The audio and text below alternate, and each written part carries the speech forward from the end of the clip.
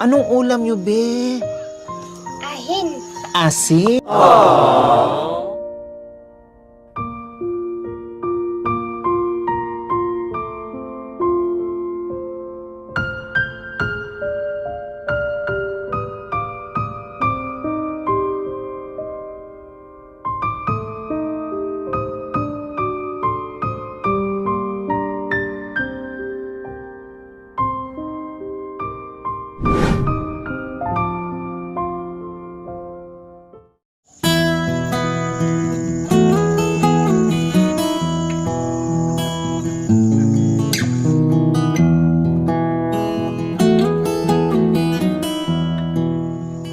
Magandang hapon po sa ating lahat mga kababayan. Anong oras na, no?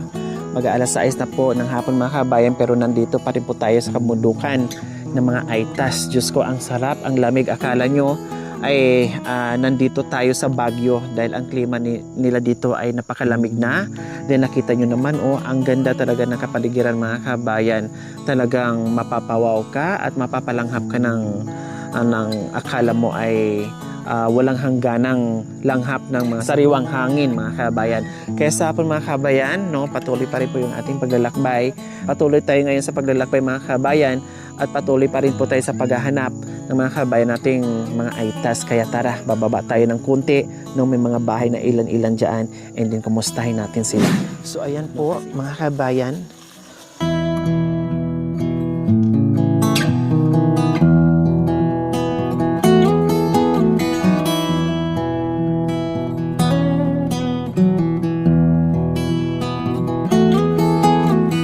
Hello! Magandang hapon! Wow! Tamang-tama naman yung dating namin at kumakain kayo. At ang sarap naman ng inyong harapan dyan. Nasaan na yung ulam? Wala po. Ha? Ha? Asin lang po. Asin! Pag ganitong oras, pag dito ka nakatira sa bundok, pag ganitong oras kakain na kailangan. Lalong-lalo na pag wala kang ilaw, halos nakatira sila dito, wala talagang ilaw. Anong ulam nyo, be? Anong ulam? Ahin. Asin. Mainit ang kanin, sausaw sa malamig na asin. Wow, kung yung bata mga kabayan, walang reklamo, kahit asin lang dinididil, pero ang sarap pa rin ng smile niya. Diba? Tumatawa pa rin sila. Walang mukhang nalulungkot kahit asin. Walang mukhang na-high blood kahit asin ang ulam. Masaya pa rin ang mga mukha nila. Ang importante na may kanin. Anong pangalan mo, ate? May po. Ha? May po. Marimar. Napakagandang pangalan. Ate Marimar, kumusta ang buhay dito sa kabundukan? Mabuti po. Mabuti. Paano yung nasabing mabuti ang buhay? Mabuti kasi po. Ganito po yung buhay namin po. Ibig niyo sabihin kahit ganito, ayos lang. Opo. No, ang importante na mayroong makain. Nasaan si mister nyo? Nandun po. Ayun nandoon na nadaanan namin? Opo. Yun ang asawa nyo. Si Marimar, ano naman ang hanap buhay nyo dito? Ano po, namumuso. Namumuso. Para ano po, may pagkain. May pagkain. Ilan ang anak nyo? 3 po. Namatay po yung isa. Bakit? Anong ikinamatay? Kasi ganito po yung buhay. Kung wala ka pong ng motor, malayo po yung ospital. Kung magkakasakit po yung anak. Namatay yung anak nyo dahil nagkasakit? Opo. Anong sakit ng anak nyo? Ano po, mausang po. Hindi na po natagalan ng doktor. Ano? May mausang po. Ano yon, mausan? Yung ano po, hika. Hika, asma, parang Opo. ganun. Sabi nyo, yung anak yung isa ay namatay dahil sa hika, dahil ang layo nyo dito, Opo. hindi nyo na naitakbo sa hospital. Dito na mismo sa bahay nyo namatay? Ilang taon na? 7 na po yung... 7 years old na yung bata? Opo. Panganay mo ba? Hindi po. Kadwa dito po. Ilang taon na to? 7 po. 7.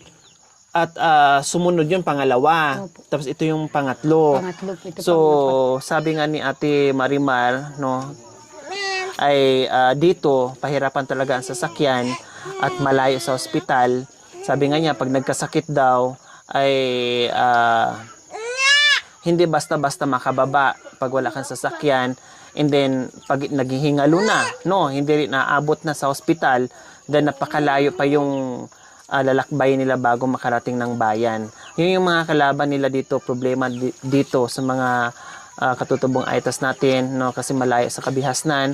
Katulad doon na mayroon tayong na-vlog sa kabila na buntis, no, na yung buntis na namatayan din ng dalawang anak, no, dahil hindi agad nakarating sa ospital at namatay ito, no, dahil nanganak na sa sasakyan.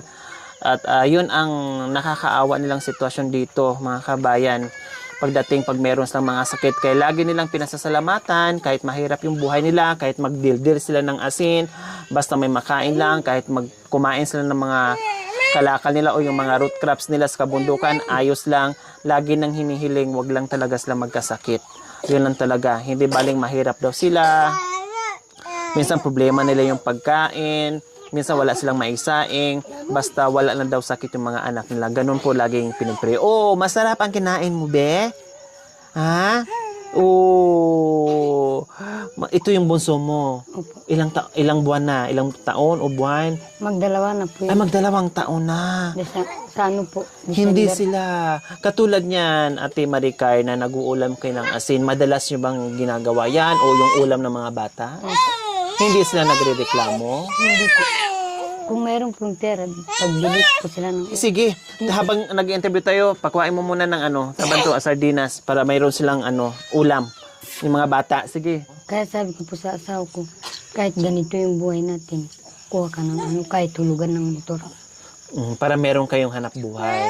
Kasi halos lahat naman kayo dito may mga kulong-kulong. Kasi yun ang kinakargahan ng mga kalakal nyo. Kasi nga malayo kayo. Ito mo muna, be. Painumin mo.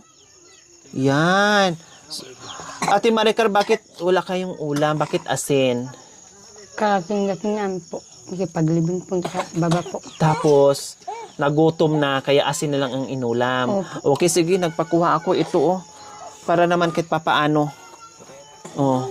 Sige, buksan mo, Ate Maricar, tapos buhos mo na dyan para makakain yung mga bata. Di ba? Yan, sige. Dandan, baka masugatan. Ayan, sige, buhos mo na dyan. Ayun na, Bi, ayun na, Bi, ayan. Ayun na, ulam na, ayun, tinan mo. May ulam na kayo, Hindi ka rin.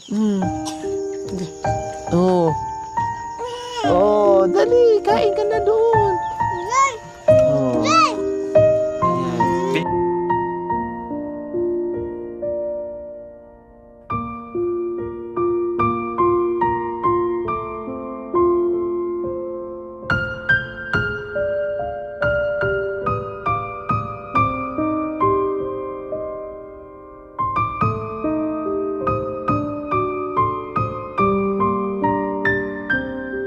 Ulam, iba yung, tinan mo,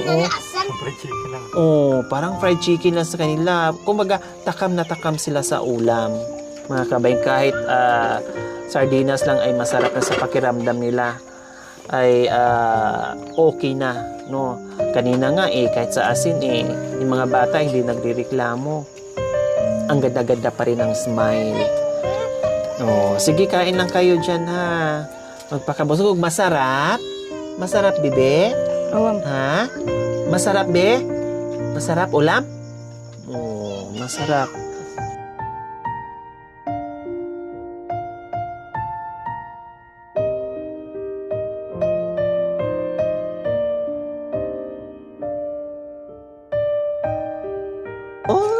Smiling face naman yung yung baby girl na yan. Masarap, bebe?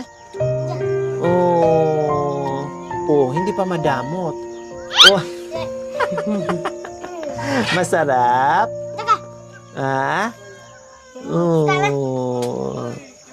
Ang sarap ng smile niya. Hindi natatakot, no? Hindi nangilala.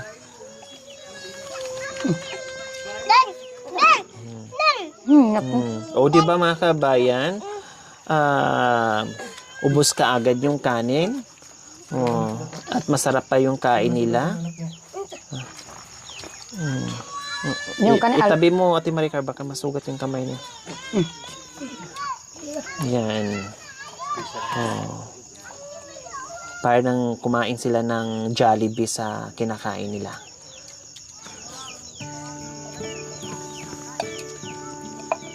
Ito yung simpleng pamumuhay sa kabundukan mga kabayan ng mga katutubong Aitas. Iba't ibang klase, no? Iba't ibang storya ng buhay nila, no? Kaya bawat vlog ng mga kabayan nating Aitas, malalaman natin yung mga kanya-kanyang problema, mga kanya-kanyang hinaing sa buhay, yung mga hinaharap nila sa buhay. May malungkot, mayroon namang ibang kaya kahit gaano kahirap, kaya nila yung pamumuhay, nakasmile pa din. No, yung iba naman, nakakalimutan nilang mag-smile, talagang ilang dekada nang hindi nakangiti dahil sa buhay-buhay na kahirap-hirap. Oh, di ba?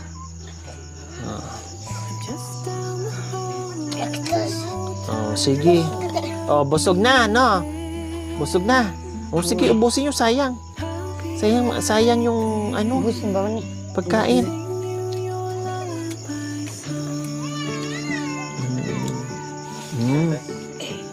Ang sarap pag nakakamay, no? Wala nang sa kutsara, be? Ha? Wala nang kutsara?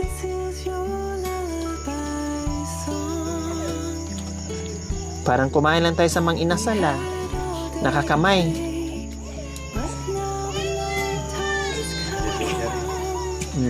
Pati yung maliit, oh. Bago siya tumayo, talagang dumakot pa ng kanin. Oh, marunong na. O, dahan-dahan, bi, ha? Baka mabalhog ka dyan. Ha? Dahan-dahan, baka mabalhog ka dyan sa, ano. Ayan. Sige. Matabis lang. So, ayan po mga kabayan, no? Talagang probinsyang-probinsya kasi nakita mo yung saingan ni Ate Maricar, oh.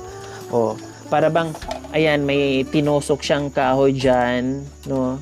Hindi na kailangan ng bato sa gilid. Ganyan na lang. Tapos, ayan na. Oh. Ay, ano pala? Oh. Mainit siguro. Oh, ayan na. Paano? Saing na, di ba? Oh, ito natirang kanin sa mister na lang niya din. Kumain na sila. Magbukas na lang uli ng, ano, ng sardinas. Oh, ganyan kasimple yung saingan nila. Kasi yung mister niya mga kabayan ay busy pa sa paghahakot ng mga kalakal. No? Kaya, siyempre, yung ibang mga mister nila ay hindi pa makababa doon sila natutulog sa kabundukan, naiiwan yung asawa at mga anak. At buti lang kita paano ay isa sila sa nakita natin ngayon. So ayan po yung bahay nila Ate Maricar ay sako, Akin. no, mga sako. Ang importante na dingdingan nila, no? May kapirasong kwarto diyan na kay liit-liit lang. No, ang importante na meron silang mapasukan, meron silang matulugan kahit sako, no, ay ayos lang. Yung importante may matulugan yung mga bata. Halos lahat naman talaga, no, grabe yung mga sitwasyon ng mga katutubong Aitas, no. Kaya nandito tayo, hindi tumitigil, patuloy sa pag-aakyat, no, talagang sinusuyod natin bawat kabundukan para mahagilap natin yung mga tulad nila. Kaya nandito tayo kahit ginabi na, anong oras na, 6:30 na ata or 7, patuloy pa rin tayo sa pagbibigay ng ayuda. Okay, Ate Maricar, meron kang assorted groceries Salamat po. at isang tray na itlog. At syempre, meron ka ng bigas. Hindi lang yan, meron ka pang Maraming salamat po sa biyaya po. Binigay ko sa pamilya ko. ayan, walang anuman po Ate Maricar, pagpasensyahan yung aming munting pagmamahal, no? At ayan po, kahit ginabi tayo, go pa rin, no? Walang pinipili, gabi, araw, ulan, no, bagyo, init, ay talagang sumusuyod tayo. Maraming salamat sa walang sawang pagmamahal. Nanay Paz Samutsari, may YouTube channel ito mga kabayan. Please visitan at supportahan po natin. Isa sa mga pioneer sponsor natin na talagang mula noon hanggang ngayon ay nandiyan dyan sa ating munting adikain. Nanay Paz Samutsari, yung kanyang YouTube channel. Please visitan at supportahan po natin. So, maraming salamat po sa inyong ginito ang puso. Naway pagpalain po tayo ng Panginoong Diyos araw-araw. Naway bigyan tayo ng kalakasan ng katawan sa araw-araw. Naway bigyan pa tayo ng mahabang buhay. Pang sa ganun, marami pa tayong matulungan na gaya nila. So mga kabayan, huwag niyo pong kalimutan, pakishare at subscribe sa aking YouTube channel, Lori Aquino Tadita. Maraming salamat po. Gabi sa Sol. Bye! Bye-bye, be! Bye-bye! Oh, di ba? Tawa talaga siya. Merong Lori Aquino Talita na palaging maaasahan. Subscribe ka na para sa ating mga kababayan. Siya ang inyong kababayan na maaasahan at tutulong sa nangangailangan.